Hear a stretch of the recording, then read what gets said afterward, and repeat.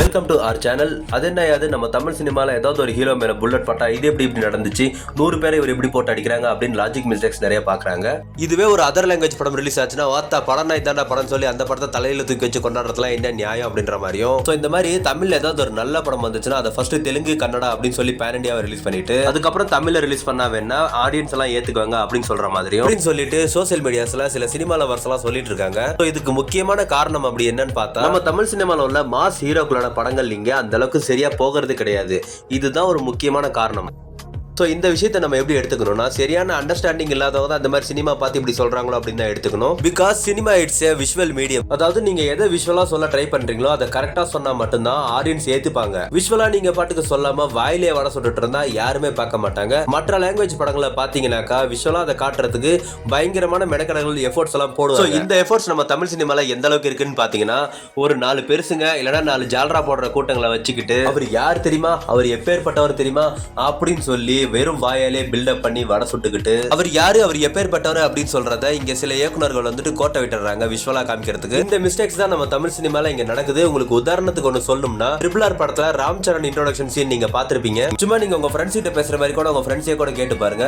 ஒருத்தர் இருந்தாண்டா 1,00,000 பேருக்கு மத்தியில அத்தனை பேரையும் அடிச்சு போட்டு ஒரே ஒருத்தர் மட்டும் அங்க ஒருத்தன் தூக்கிட்டு வந்தாண்டா அப்படின்றாக்கா உங்க ஃப்ரெண்ட்ஸ் டே இதெல்லாம் நம்புற மாதிரியான இருக்கு அப்படின்னு சொல்லுவாங்க. இதை விஷுவலா நம்ம SS ராஜமௌலி எந்த அளவுக்கு நம்மள கன்வே பண்ணி நம்ப வச்சிருப்பாரு. 1,00,000 பேருக்கு மத்தியில ஒருத்தன் அடிச்சு ஒருத்தனை இழுத்துட்டு வர்றதா எந்த அளவுக்கு பாசிபிள் அப்படிங்கறத நம்ம காமிச்சிருப்பாரு. அந்த ஒரு சீன்லயே ஆடியன்ஸை நம்ப வச்சுட்டாரு. அது மட்டும் இல்லாம அந்த ராம் சரண் கேரக்டர் எந்த அளவுக்கு பவர்ஃபுல் அப்படிங்கறதையும் காமிச்சிருப்பாரு. இது மட்டும் இல்லாம இந்த ராம் சரண் கேரக்டர் என்ன பண்ணாலும் ஆடியன்ஸ் நம்பிடுவாங்க அப்படின்னு சொல்லி ஆடியன்ஸ் மனசுல ஆழமா விதைச்சிட்டாரு. இந்த விஷயத்தை நம்ம தமிழ் சினிமால எப்படி பண்றாங்கன்னா, சூப்பர் சார் நீங்க வேற லெவல் பண்ணீங்க, அண்ணா தன்னா யார் தெரியுமா, இதுவே லியோதாஸா இருந்தா மொத்த ஊரே போனாலும் பத்தாது அப்படின்னு சொல்லிக்கிட்டு வெறும் வாயாலே வட சுட்டுக்கிட்டு இந்த கேரக்டர் இப்படிதான்டா, இந்த ஹீரோனா இப்படிதான்டா இருப்பாரு அப்படின்னு சொல்லி இந்த கேரக்டர் இப்படிதான் இருக்கும் அப்படின்னு சொல்லி விஷுவலா காமிக்கிறத விட்டுட்டு வெறும் வாயாலே வட சுட்டுட்டு இருந்தா எந்த ஒரு ஆடியன்ஸும் கண்டிப்பா ஏத்துக்க மாட்டாங்க. ஒரு ஹீரோக்கு சொம்படிக்கிற கூட்டம் வேணா இதெல்லாம் ஏத்துக்குமே தவிர நார்மல் ஆடியன்ஸ் எல்லாம் இதை ஏத்துக்க மாட்டாங்க. வெறும் ஆக்ஷன் சீக்வன்ஸ்க்குலாம் இதெல்லாம் கிடையாது. லவ் சீன்ஸுக்குமே இந்த மாதிரி தான். பாகுபலி 2 படத்துல தன்னோட காதல் எந்த அளவுக்கு ஆழமானது அப்படின்னு சொல்லி பாகுபலி நிரூபிப்பாரு தோல் மேல தாங்க வச்சு. சோ இதே மாதிரி தான் இந்த KGF 2 படத்துலயுமே பாத்தீங்கன்னா தன்னோட காதலிக்கு வேர்க்குது அப்படிங்கறத தெரிஞ்சிட்ட நம்ம ஹீரோ ஹெலிகாப்டரை தூக்கிட்டு வந்து காத்து வர வச்சு தன்னோட காதல் எந்த அளவுக்கு ஆழமானது அப்படின்னு சொல்லி தன் காதலிக்கிட்ட ப்ரூஃப் பண்ணிருப்பாரு. இதுவே நம்ம தமிழ் சினிமால பாத்தீங்கன்னா அந்த ஹீரோ வந்துட்டு ஹீரோயின் மதிக்கவே மதிக்காது. ஏதோ கிளாமர் சீன் எடுக்கிறதுக்காக அந்த ஹீரோயின்ஸ் எல்லாம் வர வச்சு ஒரு 2 பாட்டு சீன் கொடுத்துட்டு அதோட ஹீரோயினை பேக்கப் பண்ணி அனுப்பிச்சிடுறாங்க. இதுவே இந்த பிகில் படத்துல பாத்தீங்கன்னா கப்பு அப்புறம் கூட கம்பெனி இப்ப கூடன்னு சொல்லி ஹீரோயின் கிட்ட ஹீரோ சொல்லுவாரு. அதுக்கு அந்த ஹீரோயின் பைக்ல ஏறி போயிடும். இதெல்லாம் ஒரு லவ் ப்ரொபோசல் சீன் வச்சா பாக்குற ஆடியன்ஸ் கண்டிப்பா கடுப்பு தான் ஆகும். ஸோ இதே மாதிரி ஒரு மாஸ் ஹீரோ ஆன் ஸ்கிரீன்ல வந்தாலே போதும்பா அந்த படம் வேற லெவலா இருக்கும் அப்படின்னு சொல்ற ஒரு தாட் இருக்கு இல்லையா, அதுதான் மிகப்பெரிய முட்டாள்தனம்னு நான் சொல்லுவேன். எவ்வளவு பெரிய ஒரு ஹீரோவோட படமா இருந்தாலும் சரி, அந்த ஒரு படத்துல ஸ்கிரீன் பிளேவும் விஷுவலும் இல்லைன்னா அந்த படம் குப்பைக்கு தான் போகும் அப்படின்றத ஆடியன்ஸ் நல்லா புரிஞ்சுக்கணும். ரீசெண்ட் டைம்ஸ்ல நம்ம தமிழ் சினிமாவோட டாப் ஆக்டர்ஸ் நம்ம தளபதி, ரஜினிகாந்த் இவங்க எல்லாமே அவங்களோட ஒரு படத்துக்கு குறைஞ்சபட்சம் 100 ல இருந்து 150 கோடியாவது சேலரி வாங்கிடுறாங்க. அவங்க எடுக்க போற படத்துக்கு 200-250 கோடி பட்ஜெட் இருக்குன்னா ஹீரோக்கு பாதி சேலரி போயிடுது, டெக்னீஷியன்ஸ்க்கு ஒரு 20-30 கோடி ரூபாய் போயிடுது.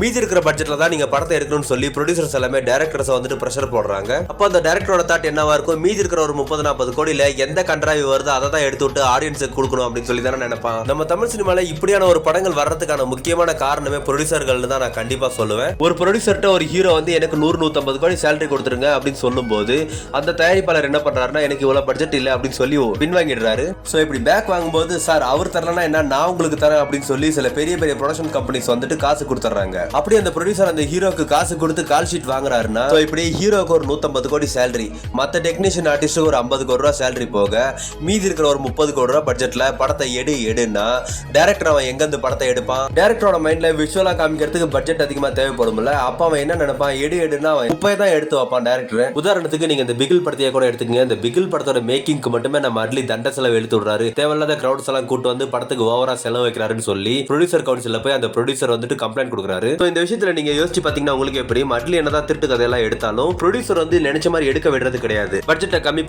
பண்ணுங்கன்னு சொன்னா ஹீரோ கால்ல தூங்கி எந்திரிச்சாரு, ஹீரோ கால்ல பல்லு விளக்குனாரு. சோ இந்த மாதிரி விஷயங்கள் பண்றதுனாலதான் ஒரு மாஸ் ஆக்ஷன் சீன் எடுக்கும் போதோ சரி, இல்ல ஒரு கிரௌட் அப்பீரியன்ஸ் காட்டும் போதோ சரி, அது படத்துல ஒர்க் அவுட் ஆகாம போயிடுது. சோ இந்த மாதிரி தவறான விஷயங்கள்லாம் நடக்காம இருக்கணும்னா ப்ரொடியூசர்ஸ் ஃபர்ஸ்ட் என்ன பண்ணணும்னா, டைரக்டருக்கு பிரஷர் போடாம ஹீரோக்களுக்கு கொடுக்குற சேலரியை கம்மி பண்ணும். 100-150 கோடி ஒரு ஹீரோ சேலரி வாங்குறாரு, அவருக்கான சேலரிங்கிறது 30-35 கோடியில கொடுத்தா வேணா இந்த மாதிரி தவறுகள்லாம் நடக்காதுன்னு என்னோட ஒப்பீனியன்ல நான் சொல்றேன். இன்னும் உங்களுக்கு டீடைலா சொல்லணும்னா, இந்த யாஷ் நடிச்ச KGF ஃபர்ஸ்ட் பார்ட் 250 கோடி கலெக்ஷன் கொடுத்துச்சு, செகண்ட் பார்ட் ஒரு 1000 crore கிட்டத்தட்ட கலெக்ஷன் கொடுத்துச்சு. ஆனா அந்த படத்துக்கு அவர் வாங்கின சேலரின்னு பாத்தீங்கன்னா 20-25 கோடி தான் சேலரி வாங்கியிருக்காரு. அந்த படத்தோட கலெக்ஷன்ல ஒரு கால்வாசி கூட கிடையாது நம்ம யாஷ் வாங்கின சேலரி. இங்க நம்ம தமிழ் சினிமால அந்த மாதிரி பண்றது கிடையாது. லியோ படத்துல நம்ம தளபதி சேலரி வந்துட்டு 125 கோடி வாங்கினாரு. படத்தோட பட்ஜெட் 300 கோடி. ஆனா படம் வசூல் பண்ணது 600 கோடியா இருந்தாலும் அந்த படம் மக்களை வந்துட்டு அந்த அளவுக்கு ரீச் ஆகல.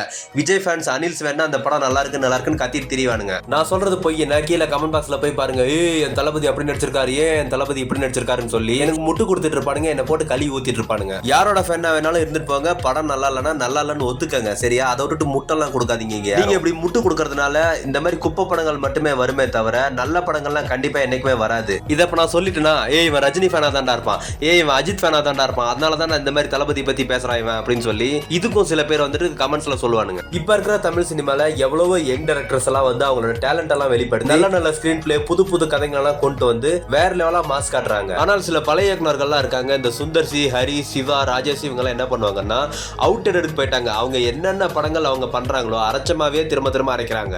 இந்த காலத்துக்கு ஏற்ற மாதிரி, இந்த டெக்னாலஜிக்கு ஏற்ற மாதிரி இந்த இயக்குனர்கள்லாம் சிந்திச்சு செயல்பட்டு இந்த காலத்துக்கு ஏற்ற மாதிரி அவங்களும் படம் பண்ணும். அதை விட்டுட்டு 15 வருஷத்துக்கு முன்னாடி ரிலீஸ் ஆன படத்தை இப்ப ரீக்ரியேட் பண்ணி எடுத்தா அது எந்த ஒரு ப்ராஜெக்ட்டுக்கும் ஆகாது. இந்த டெக்னாலஜி வளர இந்த தமிழ் சினிமாவை அடுத்த கட்டத்துக்கு கொண்டு போன பங்கு யாருக்கு இருக்கோ இல்லையோ நம்ம கமல் சாருக்கு கண்டிப்பா இருக்கு. அவர் எடுக்கிற ஒரு படத்துலயும் ஏதோ ஒரு டெக்னாலஜியை கண்டிப்பா புது டெக்னாலஜியை கொண்டு வருவார். நம்ம தமிழ் ஆடியன்ஸ்க்கும் இந்த மாதிரி ஒரு டெக்னாலஜி எல்லாம் இருக்கு, சோ இதுக்காக நான் ஹார்ட் ஒர்க் பண்ணிருக்கேன் அப்படின்னு சொல்லி அவரு ஒரு டைம் நிறைய பண்ணிருக்காரு, இப்பவும் பண்ண ட்ரை பண்ணிட்டு இருக்காரு. பட் ஆனா அந்த கமர்ஷியல் ஹீரோஸ் நம்புற ஃபேன்ஸ் எல்லாம் என்ன பண்றானுங்கன்னா, ஆமா இவர் எப்ப பார்த்தாலும் புரியாத படத்தையே எடுத்து வைக்கிறாருன்னு சொல்லி அந்தாலும் ஒதுக்கியே விட்டானுங்க. அரசியலுக்கு இவர் ஒரு தேவையில்லாத அணியா இருந்தாலும் சினிமாவுக்கு ஒரு 100% கோட் தான் இவர். இதே மாதிரி எந்த ஒரு டைரக்டர் அவன் போன ரூட்டை கரெக்டா அவன் டைரக்ஷன் பண்ணிட்டு இருந்தானா அவனை கூட்டு வந்து எனக்கு ஒரு மாஸ் படம் பண்ணுன்னு சொல்லி அந்த டைரக்டரோட கெரியரை டேமேஜ் பண்றது இல்லாம இந்த மாஸ் ஹீரோக்கள் அவங்களோட கெரியரையுமே டேமேஜ் பண்ணிக்கிறாங்க. இதுவே இந்த அதர் லாங்குவேஜ் சினிமால பாத்தீங்கன்னா அந்த படத்துல வரக்கூடிய ஹீரோக்கள் எல்லாமே ஒரு டைரக்டரை தேர்ந்தெடுத்து நடிப்பாங்க. யாரோட டைரக்ஷன்ல நம்ம நடிச்சா நம்ம நடிப்பு இன்னமும் மேம்படும், நம்ம கெரியர் இன்னும் ஸ்ட்ராங்கா இருக்கும்னு சொல்லி சூஸ் பண்ணி நடிக்கிறாங்க. அங்க தெலுங்குல உள்ள மாஸ் ஹீரோக்கள்லாம் வந்துட்டு இயக்குனர்களை கண்டுபிடிச்சு நடிக்கிறாங்க. ஒரு எக்ஸாம்பிளுக்கு சொல்லணும்னா RRR படத்தோட ப்ரொமோஷன் விழால வந்துட்டு ஜூனியர் என்டரும் சரி, ராம் சரணும் சரி, யாரோட டைரக்ஷன்ல நீங்க நடிச்சா ரொம்ப நல்லா இருக்கும், யாரோட டைரக்ஷன்ல நீங்க நடிக்கிறதுக்கு ஆசைப்படுறீங்க அப்படின்னு ஆங்கர் கேட்பாங்க.